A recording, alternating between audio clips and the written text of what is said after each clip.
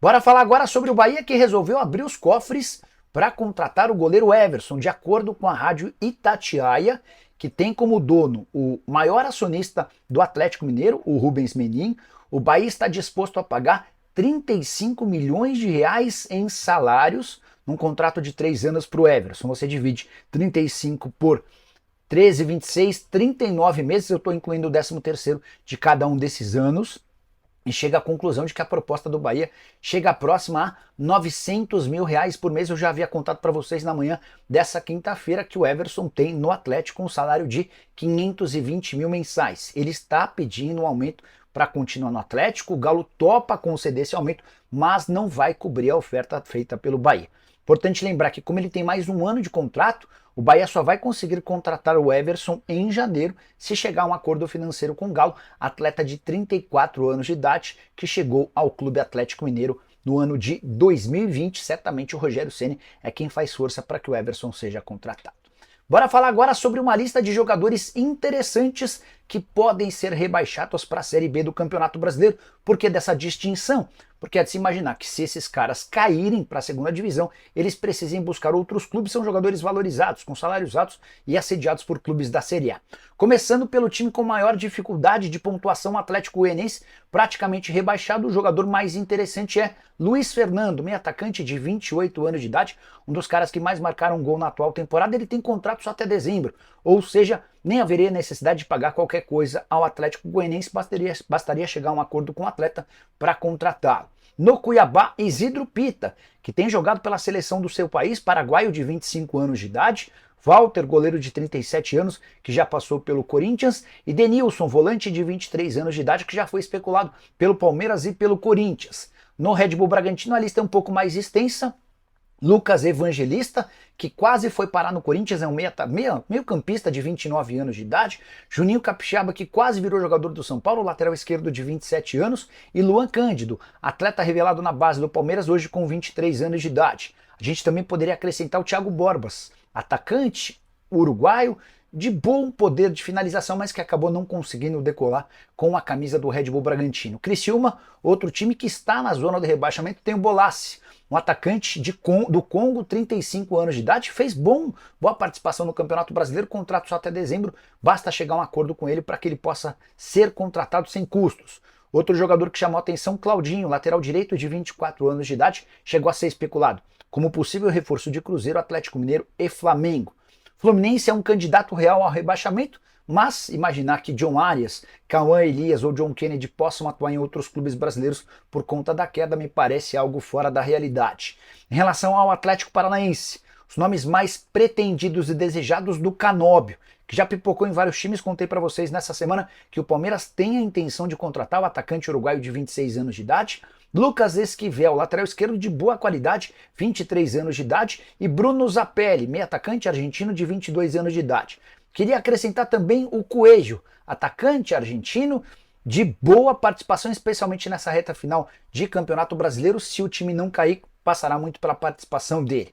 Para completar, no Juventude, Lucas Barbosa, atacante de 23 anos de idade que pertence ao Santos, está emprestado ao Juventude, e Edson Carioca, atacante de 27 anos de idade, que é jogador do Azures. A gente estava falando nessa parte do Botafogo, né, que teve os seus problemas ontem, mas até quando não teve problemas, eu digo de peça de data FIFA, não conseguiu marcar gol no Criciúma, não conseguiu marcar gol no Cuiabá. No Criciúma até marcou, foi 1-1. Foi 1-1, mas assim, pro volume de chances. Com dificuldade. Mas contra o Cuiabá, assim, impressionante as oportunidades perdidas. É uma equipe que já tinha demonstrado em algumas oportunidades essa dificuldade. E assim, cara, é uma dificuldade que hoje quase todas as equipes do futebol têm quando encontram uma equipe bem fechada. O Atlético ontem mesmo com um jogador a menos se fechou muito bem e obrigou o Botafogo a começar a cruzar essas bolas para a área. Então, é muito difícil você não ter um jogador do drible curto, e o Atlético ontem em alguns momentos, até quando tentou jogar mais, tentou adiantar um pouquinho a marcação, quando deu um pouquinho de espaço para o Botafogo, a velocidade que eles conseguem imprimir na partida em toques rápidos, com jogadores de muita habilidade e velocidade, aí que dificulta muito. Mas no espaço curto fica mais difícil. E assim, o que mais me chamou a atenção ontem, que mostra um pouco dessa questão mental mesmo ali dos jogadores do Botafogo, o nervosismo depois da partida de muitos deles, né? O Botafogo ainda é líder do Brasileiro, tem 2 pontos de vantagem pro Palmeiras. Então, assim, e depois do jogo, as cenas que a gente viu ali na zona mista, jogador falando que não queria falar, não, estamos de cabeça quente, filma o outro lado, fala pro outro lado. Cara, eles empataram a partida, eles não perderam, eles ainda são líderes e... Então isso mostra muito pra mim como tá um pouquinho assim, essa pressão ali pra equipe carioca. E isso é o que eu acho, Valor, que dentro do seu comentário, que eu acho que realmente, eu não sei, eu acho que eles estão com o nervo, a flor da pele depois do empate. Mas assim, vamos lá, você lidera quase, é um campeonato de 8 meses, cara. Sabe, o Atlético ganhou o campeonato recentemente, em 21, e sobrava pra caramba, mas quando vai chegando, você pode se recordar, com certeza, você teve um nível de estresse muito grande quando vai chegando esse gargalo de novembro, especialmente quando uma distância diminui, não é o caso, o Atlético não passou essa dificuldade de ver a distância diminuir para 2 pontos, enfim. Então, eu considero assim, claro, não as questões ali de grade, de segurança, mas essa tensão eu acho que quer dizer que o cara está vivendo realmente o que ele está construindo. Você imagina você construir, consolidar-se durante 8 meses no pontos corridos e ter essa questão da Copa Libertadores ali adiante. Mas eu acho que é importante a gente colocar, sim, podem ser fatores que cheguem lá para o dia 30, mas de uma maneira geral a gente tem que tomar um cuidado de não fazer um exercício de parecer que esse Botafogo está enfraquecendo. Eu não consigo enxergar dessa forma. É o momento deles administrarem os nervos. Quando a gente pega o acumulado das partidas contra o Criciúma, o Cuiabá e o Atlético, são mais de 60 oportunidades de gol do Botafogo. Na contramão, nenhum desses 3 adversários, o Cuiabá, o Criciúma e o próprio Atlético ontem, oportunidades claras de gol, o Botafogo não cedeu nenhuma. É um problema. Não adianta criar tanto, não fazer os gols, mas... Olhando pelo lado do Atlético, uma questão muito séria. Eu acho que o Atlético está com uma dificuldade imensa de, quando pisa no campo do adversário, conseguir envolver o adversário de alguma forma. Jogador de velocidade não tem especificamente. Tem o Alisson e o Palácio. Não estou falando de jogador de velocidade no nível Paulinho, por exemplo, que entra e fala, não, agora o Atlético vai realmente ter um jogador de velocidade que desequilibre. Mas isso continua precisando ser corrigido. O time tem dificuldades em associações, e assim, o Botafogo, e aí, gente, é análise até os 40 do primeiro tempo do 11 contra 11, que depois termina sendo o Atlético fazendo a partida possível. Isso precisa melhorar. E se a gente for avaliar, não tinha 5 titulares, é verdade, mas a gente tinha um Zaratio, tinha um Paulinho, jogadores que 6. Eu acho que tem... 6 titulares. Não tinha 6.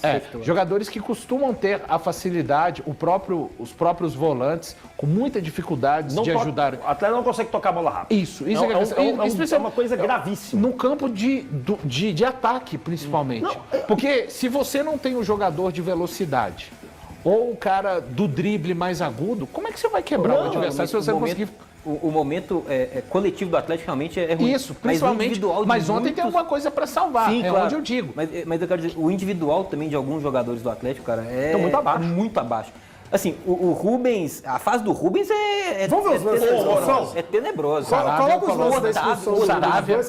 O Otávio numa fase também, cara. Até o Hulk falou sobre os cartões, né? Falou que o Rubens às vezes é um pouco afobado, que ele tem que ter um pouco mais de paciência, um pouco mais de calma. O que mais, assim, intriga, ele conseguiu fazer 2 faltas, tomar 2 cartões em 2 minutos, pô.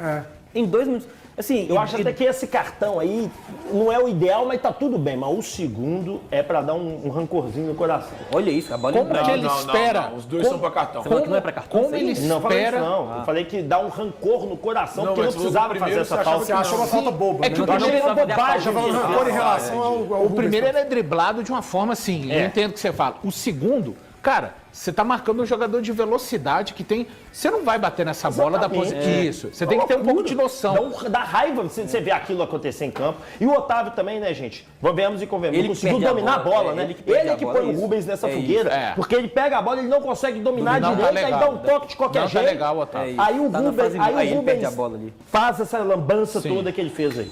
Rapaziada atleticana, o Bahia, né, com dinheiro aí do Grupo City, quer levar o goleiro Everson do Atlético Mineiro. O goleiro Everson, que tem tido partidas excelentes com a camisa do Galo, interessa muito ao Bahia. O técnico Rogério Ceni quer levar o goleiro para jogar no time baiano.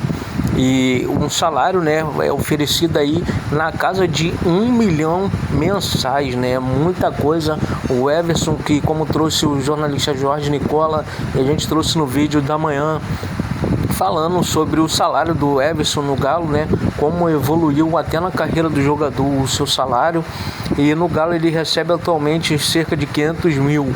E uma renovação está sendo discutida, né?